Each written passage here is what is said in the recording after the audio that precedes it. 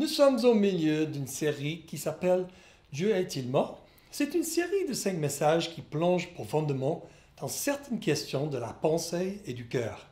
Nous explorons les raisons pour lesquelles nous croyons ou non en Dieu, et plus précisément le Dieu de la Bible. Et si vous voulez regarder et écouter les messages précédents, allez-y à notre site de YouTube Every Nation Marseille. Si vous êtes là pour la première fois et où vous êtes curieux ou cherchez à comprendre qui est Dieu, soyez le bienvenu. L'apôtre Pierre a dit « Soyez toujours prêts à défendre l'espérance qui est en vous, devant tous ceux qui vous en demandent raison. » On espère que cette série vous donne quelques assurances, évidences et beaucoup de compassion pour les gens dans vos vies. Dans cette série, nous examinons 5 sujets précis présentés par 5 intervenants différents. Il y a 4 semaines, on a eu « Dieu n'est-il qu'une illusion ?» avec moi. Il y a 3 semaines, on a eu « Pourquoi y a-t-il quelque chose plutôt que rien ?» avec Dr. Lara Abou-Khalil. Il y a 2 semaines, il y avait « Si Dieu est bon, pourquoi le coronavirus ?» Très intéressant avec Anthony Pouillet. Et la semaine dernière, nous avons eu « La résurrection de Jésus est-elle un fait ou une fiction ?» avec Raphaël O'Haro, qui est maintenant en Floride. Bon, ok, aujourd'hui on va avoir Théa Pouillet, notre pasteur exécutif, pour le sujet « Comment Jésus est-il le seul chemin ?» C'est un sujet chaud. Théa est née à Nuremberg, en Allemagne, et elle habite à Marseille depuis 2014. Elle a un diplôme de gestion d'entreprise et dans la communication auprès de la Chambre d'industrie et commerce en Allemagne. Elle a déjà travaillé sur plusieurs projets européens dans le domaine du social.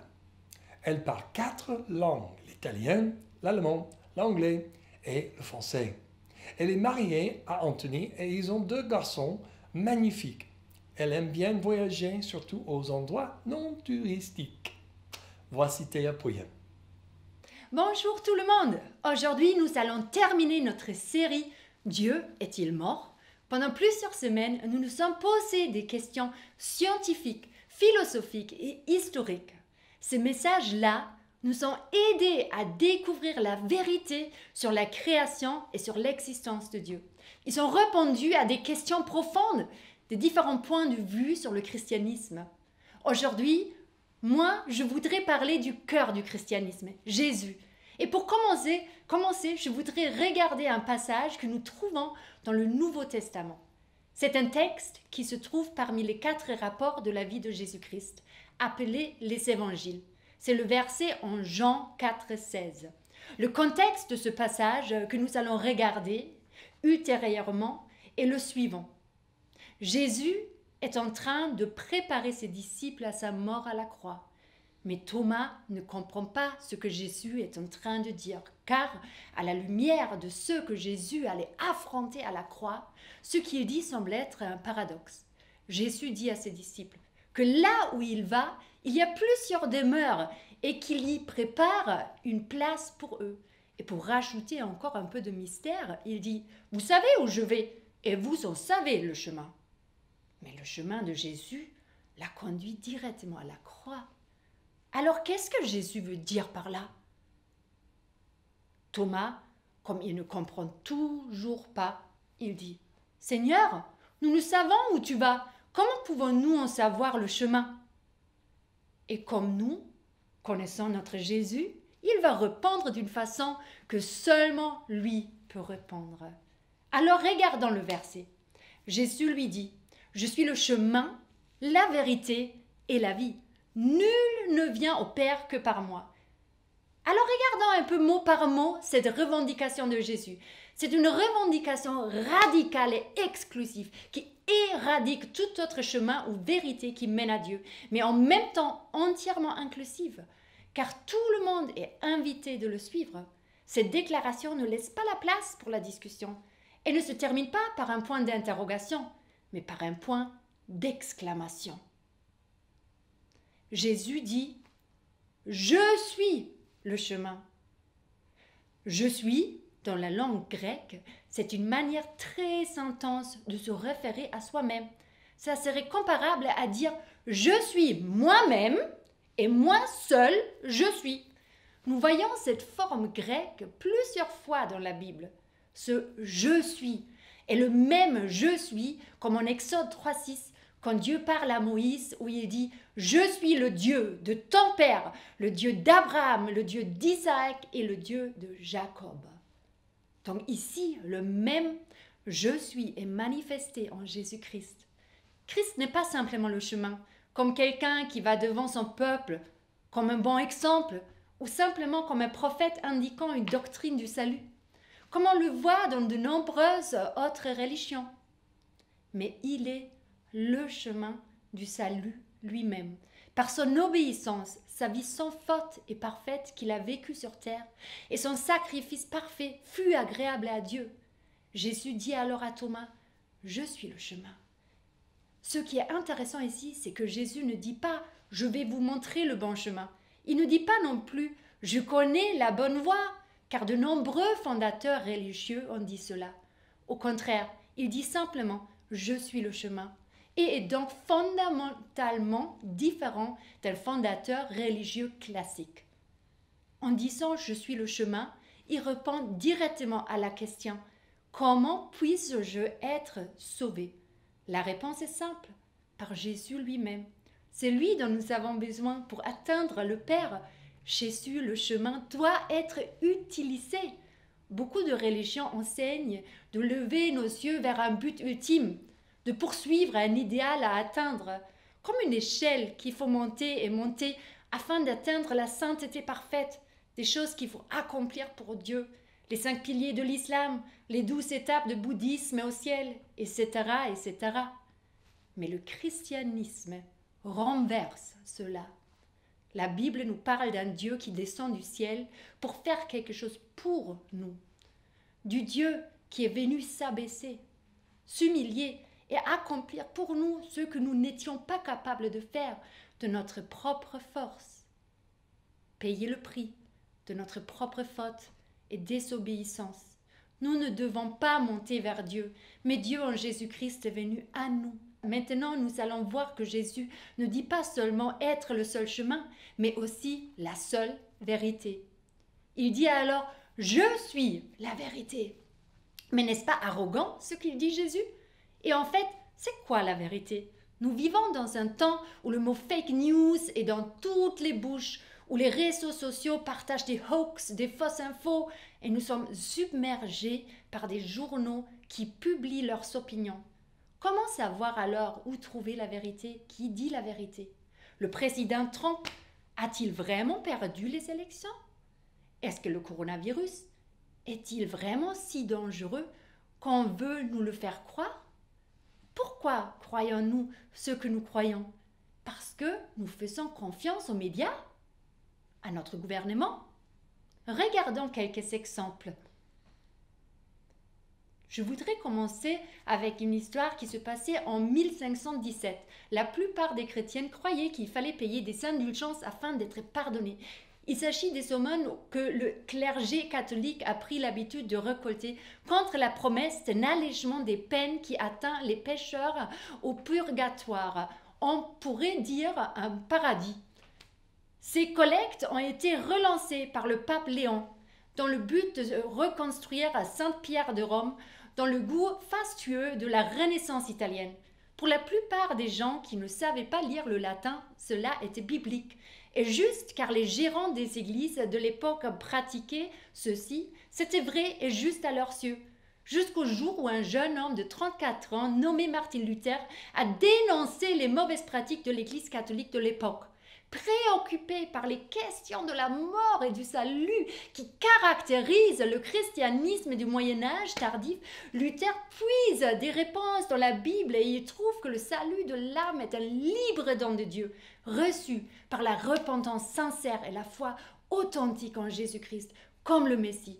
Si Luther n'avait pas eu un style de vie, de lire la parole et de prier, une intimité avec Dieu et des révélations de son esprit, la plupart des gens auraient continué de croire qu'il faut payer pour recevoir le pardon pour lequel Jésus est déjà allé à la croix. La vérité répandue de l'époque ne correspondait pas à la vérité finale qui vient de Dieu. Je connais quelqu'un qui est actuellement dans un contexte qui correspond beaucoup à celui du Moyen-Âge. Exactement ce que nous voyons dans l'histoire de Luther. Il se trouve à Wallis, une petite île française, où il y a la majorité de la population est catholique. Sur cette île, il existe la traduction de la Bible en langue wallisienne. Malgré ce fait-là, l'Église correspond au peuple qu'il ne faut pas lire la Bible, mais seulement écouter les enseignements du pape et qu'il n'est pas nécessaire de puiser soi-même dans la parole de Dieu. Voyez-vous comment la vérité est cachée, comme ce qui est important reste comme un trésor accessible uniquement aux prêtres? Selon Wikipédia, en 1994, un homme nommé Berlusconi a débuté en politique en Italie. Cependant, ce même était propriétaire de la totalité des chaînes nationales de télévision privées, une position qu'en France, on ne lui aurait jamais permis d'acquérir. Après chaque victoire électorale, il a obligé la RAI, la chaîne publique, à changer les directeurs des chaînes des journaux télévisés qui sont désormais à sa botte. Imaginez la vérité publiée par une telle présence médiatique. Et pour faire le lien avec ce que nous vivons aujourd'hui, n'est-il pas paradoxal que nous avions accès à la presse libre, aux journaux et aux médias ces derniers temps pendant le confinement? Cependant, l'achat des livres, et y inclut la Bible et des livres théologiques, etc., sont estimés non essentiels. Où trouvons-nous la vérité? Nous avons tous une vérité qui nous est présentée par notre entourage, par les journaux que nous lisons, par les gens avec lesquels nous passons du temps. Une vérité qui est liée à notre vécu, à notre arrière-plan et notre culture. Mais Jésus vient et il dit « Moi, je suis la vérité », par excellence. Autrement dit, il n'y a aucune autre vérité que lui. Regardons maintenant l'histoire d'un médicament. Selon Wikipédia, en 1956, Grünthal commercialise d'abord le thalidomide sous l'appellation Gripex, un médicament contre la grippe. À partir du 1er octobre 1957, Grünthal commercialise le thalidomide sous l'appellation Contergan comme hypnotique. En 1958, il lance une campagne publicitaire de grande ampleur. La société adressa un courrier à 40 000 médecins pour les inciter à prescrire le Contergan et notamment aux femmes enceintes. Très rapidement, le médicament fut mis en circulation dans la plupart des pays occidentaux, sous différentes dénominations. À l'époque, de nombreuses femmes faisaient confiance à leurs médecins et aux prescriptions, à la vérité, comme quoi ce médicament ne faisait aucun dommage au bébé qu'elles attendaient. Des années plus tard, un énorme scandale médical, éthique et juridique a été dévoilé. De nombreux enfants sont nés avec des graves malformations et handicaps causés par le médicament. Et encore une fois, je souhaite faire le lien. Savons-nous vraiment en quoi consiste un nouveau vaccin contre le Covid? Connaissons-nous la vérité sur ce qui va devenir le nouveau normal? Quelle est la vérité que je crois? Les médias? Les médecins? Le gouvernement? Il y a une seule vérité, Jésus. En Timothée 2,5 est écrit « Car il y a un seul Dieu et aussi un seul médiateur entre Dieu et les hommes, Jésus-Christ, qui s'est donné lui-même en rançon pour tous. » Jésus ne revendique pas seulement d'être vrai, mais d'être la vérité lui-même. La vérité n'est jamais relative, elle est toujours absolue. La vérité est toujours une chose ou un acte d'authenticité. C'est quelque chose qui mène à l'exactitude, à la source de l'information et à la pureté. Elle veut éclaircir et rendre visible ce qui est évident. C'est exactement ce que Jésus a fait. La vérité sur Dieu est devenue visible, tangible. Dans Jean 14, 7, Jésus dit donc « Quand tu me connaîtras, tu connaîtras aussi mon Père. Et à partir de maintenant, vous le connaissez et vous l'avez vu.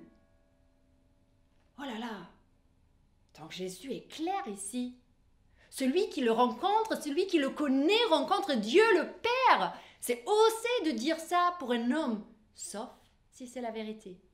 Si demain, vous prenez le bus par hasard, vous rencontrez un homme et discutez avec lui, et il vous dit « Je suis le président de l'Union européenne », allez-vous le croire sur parole? Non, vous allez demander des preuves pour vérifier ça, pour élucider ce mystère. Dans Colossiens 2, 2, 3, Paul nous dit « Je combats ainsi afin que, unis dans l'amour, ils soient encouragés dans leur cœur et qu'ils soient enrichis d'une pleine intelligence pour connaître le mystère de Dieu, aussi bien du Père que de Christ. C'est en lui que sont cachés tous les trésors de la sagesse et de la connaissance. » Ce verset ne dit pas dans lequel il y a beaucoup de trésors, mais en qui tous les trésors de la vérité et de la connaissance sont cachés. Alors mieux je connais le Fils, mieux je connais le Père, car tous les trésors et connaissances qui sont cachés en Dieu se trouvent en Christ. Waouh! Ça ne vous donne pas envie de mieux connaître Jésus? Mais ça soulève beaucoup de questions. Comment se fait-il que l'islam ou le bouddhisme ne soit pas le seul moyen? Beaucoup pensent qu'il y a de nombreuses façons de se rendre à Dieu. Y a-t-il de la vérité dans le bouddhisme ou dans l'islam? Oui, parce que toute vérité vient de Dieu, comme nous voyons dans Proverbe 2,6. En effet, c'est l'Éternel qui donne la sagesse. C'est de sa bouche que sortent la connaissance et l'intelligence. Nous voyons qu'il y a beaucoup de connaissances et d'intelligence dans d'autres religions. Mais alors, comment quelqu'un peut-il savoir ce qui est vrai, ce qui est faux? Lisons ce passage dans 1 Corinthiens 2, versets 9 à 12. Mais comme il est écrit, ce sont des choses que l'œil n'a point vues, que l'oreille n'a point entendues, et qui ne sont point montées au cœur de l'homme, des choses que Dieu a préparées pour ceux qui l'aiment. Dieu nous les a révélées par l'Esprit, car l'Esprit sonde tout, même les profondeurs de Dieu, lequel des hommes en effet connaît les choses de l'homme, si ce n'est l'Esprit de l'homme qui est en lui. De même, personne ne connaît les choses de Dieu, si ce n'est l'Esprit de Dieu. Or, nous n'avons pas reçu l'Esprit du monde, mais l'Esprit qui vient de Dieu, afin que nous connaissions les choses que Dieu nous a données par sa grâce. L'apôtre Paul nous dit qu'il y a l'Esprit de l'homme qui connaît les choses des hommes et l'Esprit de Dieu qui nous fait connaître les choses de Dieu. Donc c'est l'Esprit de Dieu, son Saint-Esprit, qui va nous permettre de connaître la vérité. Mais comment avoir le Saint-Esprit? Comment recevoir l'Esprit de Dieu? Paul parle ici des chrétiennes de l'église de Corinthe et il explique au verset 12 que les chrétiens n'ont pas reçu l'Esprit du monde, mais l'Esprit de Dieu. Tout cela nous ramène à Jésus. C'est lui qui avait annoncé qu'après sa mort et sa résurrection, il enverrait une puissance sur ceux qui croient. Jésus a dit que tous ceux qui se répandent et croient en lui reçoivent sa vie et cette puissance qui vient de Dieu, son Saint-Esprit. Et nous voyons que cela a été confirmé dans les Actes des Apôtres. Le Saint-Esprit est descendu sur les croyants à la Pentecôte et ils ont reçu pas seulement une vérité intellectuelle, mais la vérité de Dieu, que Jésus est réellement le seul chemin, la seule vérité que Dieu a envoyée pour sauver le monde. Donc Jésus dit qu'il est le chemin, la vérité, mais aussi la vie. Parlons alors de la vie. Jésus est l'auteur et le donateur de la vie, naturelle, spirituelle et éternelle. Grâce à lui, nous pourrions vivre éternellement et c'est ce qu'il est venu nous donner gratuitement. Il est venu accomplir ce qui était impossible pour l'homme. Il est impossible pour l'homme d'accomplir totalement la loi de Dieu. Sans Jésus donnant sa vie à la croix, on aurait dû faire face à la condamnation et la mort.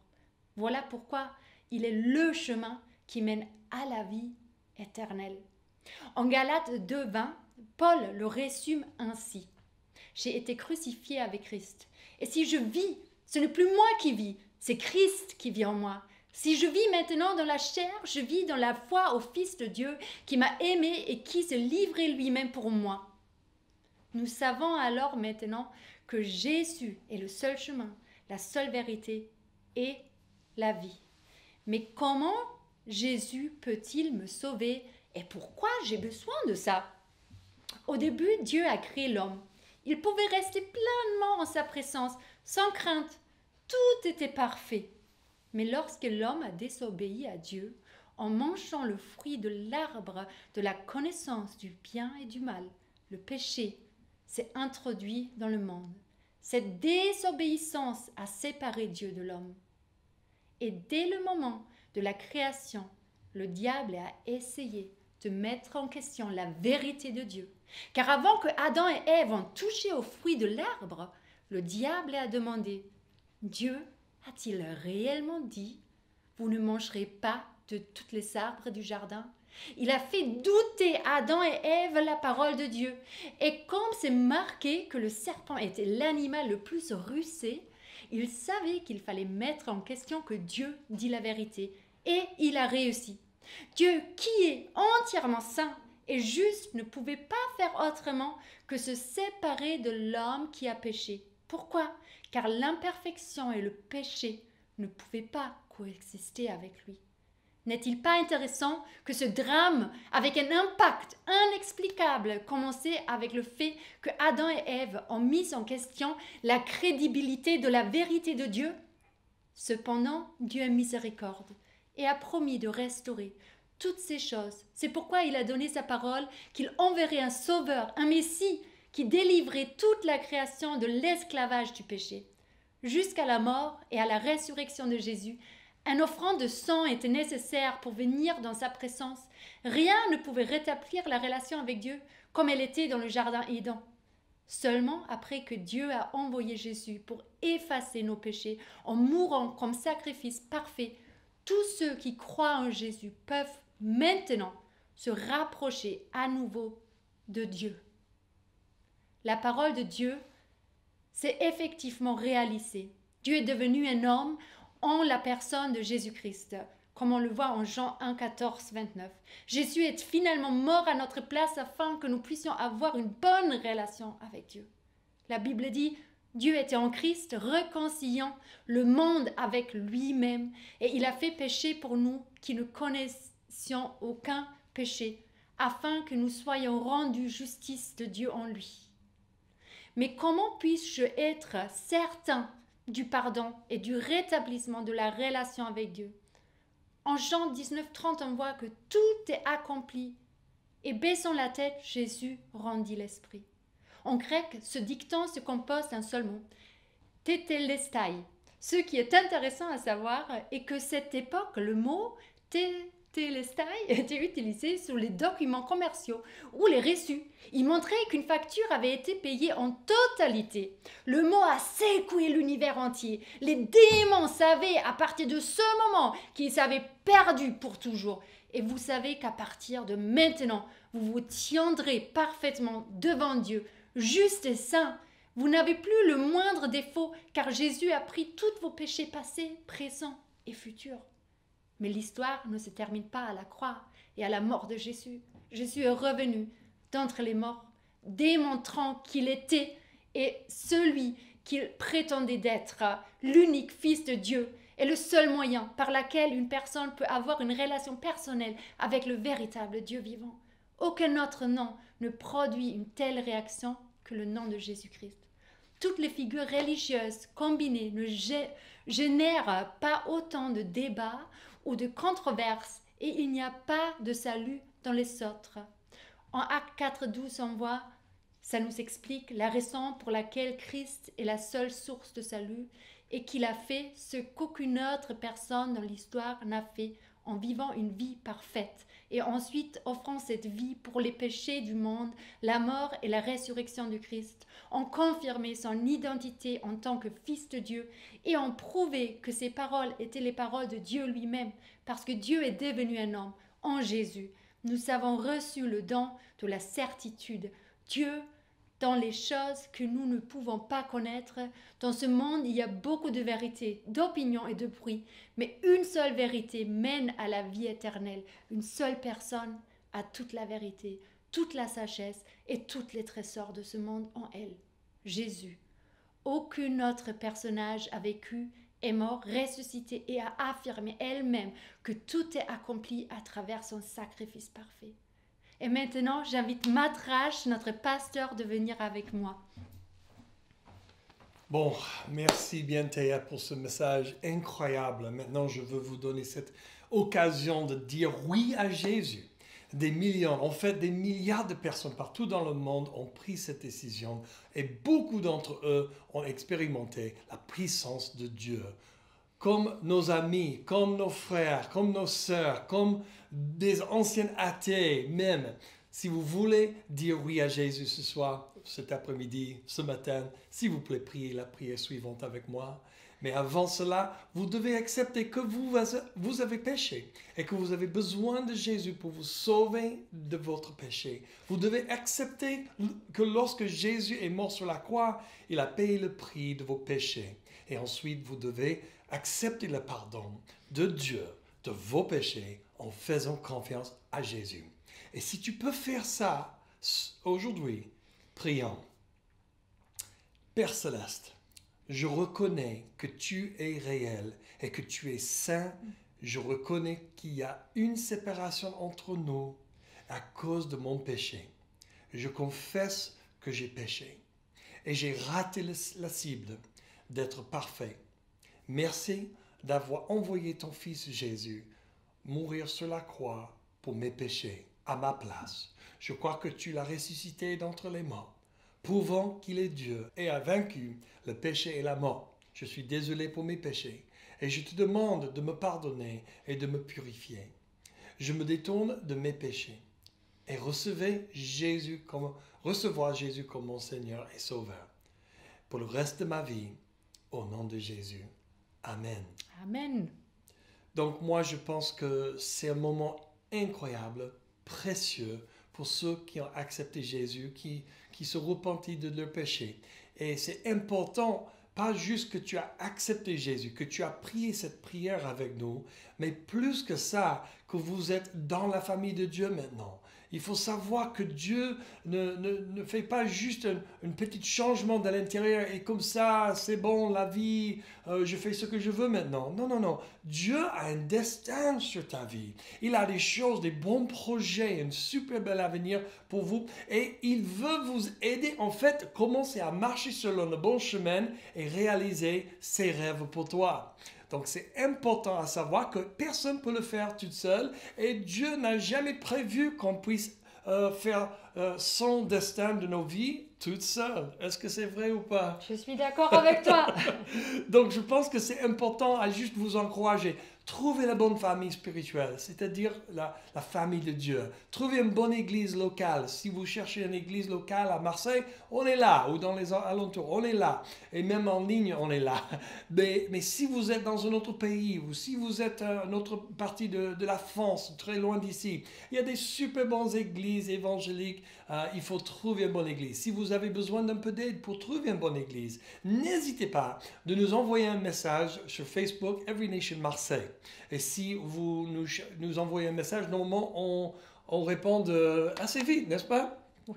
Donc moi, je pense que Dieu veut faire des grandes choses dans toutes nos vies. Si vous avez reçu Jésus aujourd'hui, s'il vous plaît, envoie-nous un message en disant « Oui, j'ai reçu Jésus-Christ aujourd'hui. J'ai donné ma vie à Jésus-Christ aujourd'hui. » Et si vous avez renouvelé votre foi en Jésus-Christ aujourd'hui, en priant cette prière avec nous, et vous êtes rassuré de votre foi en Jésus-Christ, envoie-nous un message, ou même juste un petit j'aime, quelque chose pour nous montrer que tu es avec nous, tu es avec Dieu, tu es avec la famille de Dieu maintenant. Amen.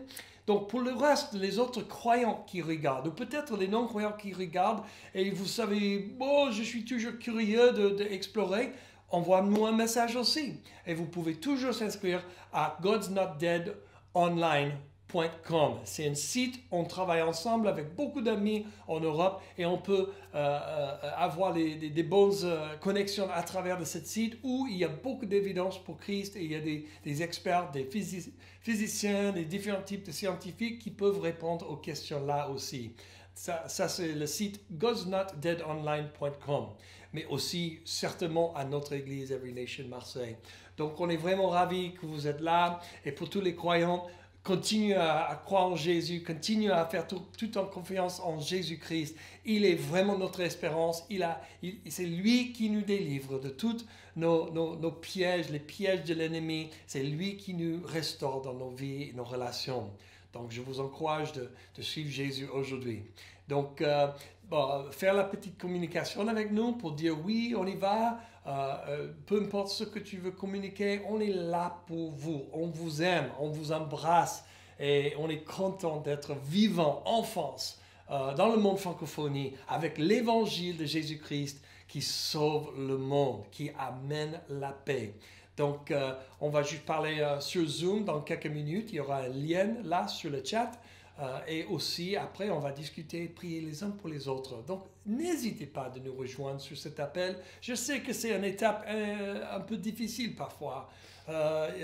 Souvent, c'est compliqué. Si vous n'êtes déjà pas partie de notre église et c'est pour la première fois que tu arrives sur Zoom, t'inquiète pas, on ne mange personne. Normalement, non. Pour l'instant.